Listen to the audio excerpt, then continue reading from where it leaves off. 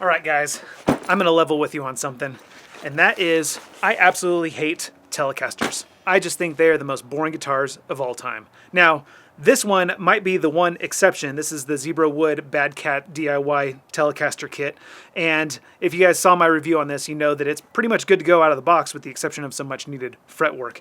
And I decided that instead of just writing off this whole kit just because it is in fact a Telecaster, that I would just take a moment to fix all the things that I hate about Telecasters. So, I'm Dan, this is Guns and Guitars, let's get started.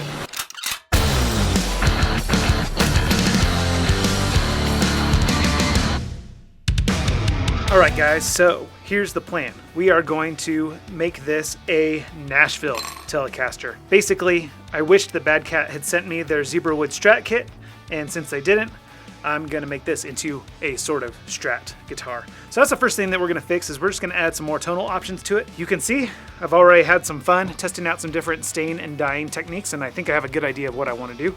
So of course we'll sand that all back. Also, I just hate the boring slab body of a Telecaster. So we're gonna put in some comfort contours and just kind of liven up this body a little bit. And then of course do some much needed fretwork and maybe change up the headstock a little bit, if possible. We'll see.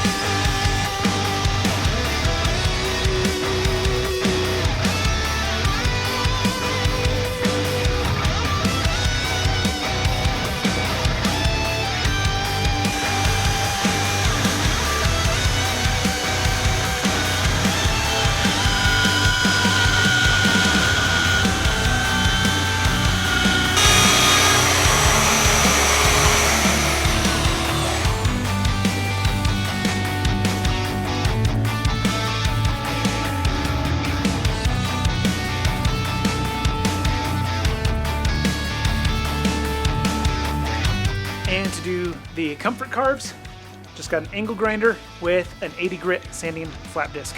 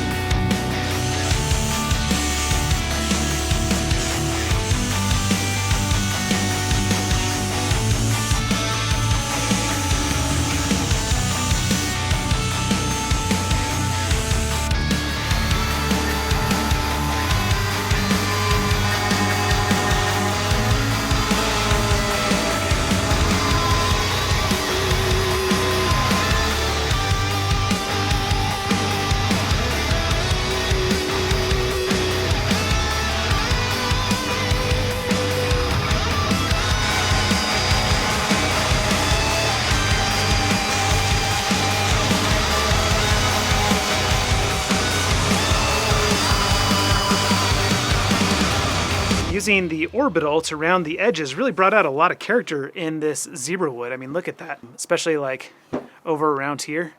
Really cool looking grain. Definitely helps to get a little more dimension in the body. I think just having like a plain slab telly body just wasn't doing it justice. This looks much better.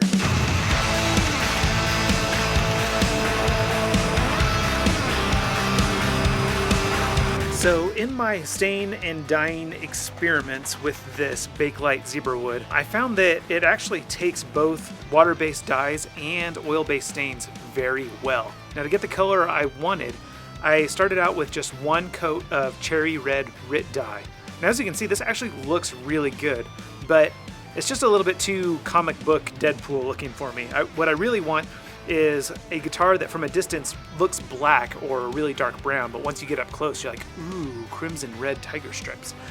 So to get that effect, I ended up putting some oil-based stain actually on top of the red RIT dye.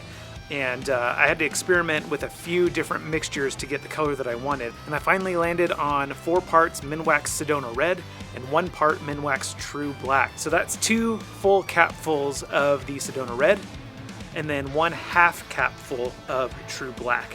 And that got me the color that I was going for.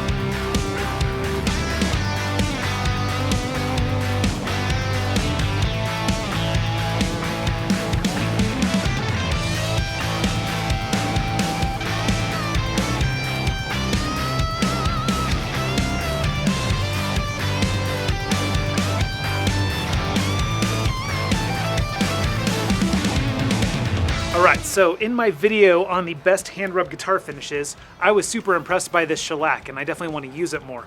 But one of the biggest feedbacks that I got from you guys in that video is that I need to try combining a couple of these products. And people said, namely, doing a couple coats of shellac and then doing a couple coats of true oil on top of the shellac gets really good results. And I'm pretty excited to try that. Like I said, I was super impressed with the shellac and I was also very impressed with the true oil. So I'm gonna go ahead and do a couple coats on this. This stuff dries really fast. It's a 30-minute dries to touch and it recoat in an hour. So I'll probably do 2 coats on this, then 2 coats of true oil and see where we end up. Man, it is a blustery winter day here in northern Arizona. Ooh, yeah. I am impressed with the colors and dimension that this shellac brings out. Look at that.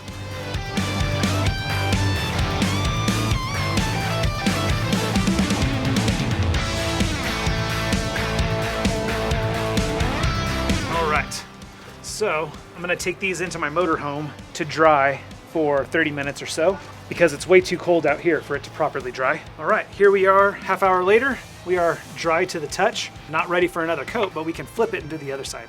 That's what I seriously love about this shellac, is how easy it is to work with. I mean, a half hour you can flip it, do your other side, and then after another half hour you flip it, you do this side again, half hour. So every hour you're getting a full coat on your guitar. Of course, that's not the only reason. The other reason is, I mean, just watch this. Oh my goodness. Love it. Love it, love it, love it.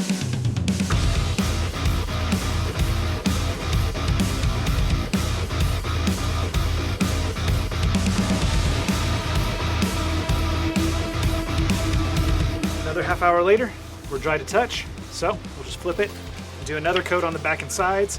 I know it looks kind of blotchy and patchy, but like I mentioned in my video on the best hand rub finishes, this stuff is very forgiving. So I'm just going to glob it on again, do another nice thick coat, and then we'll buff it back.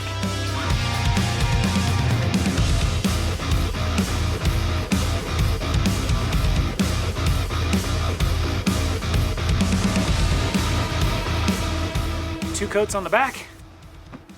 Time for the last coat on the front.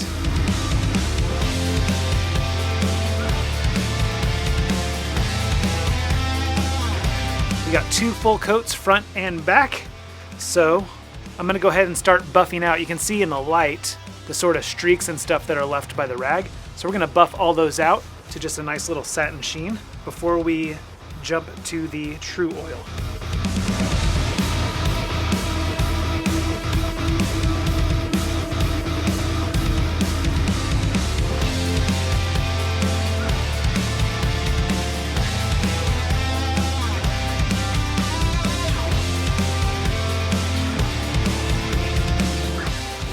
Alright, that looks pretty freaking slick. Just one really super light thin coat. Go ahead and let that dry an hour and then we'll flip it and do the other side.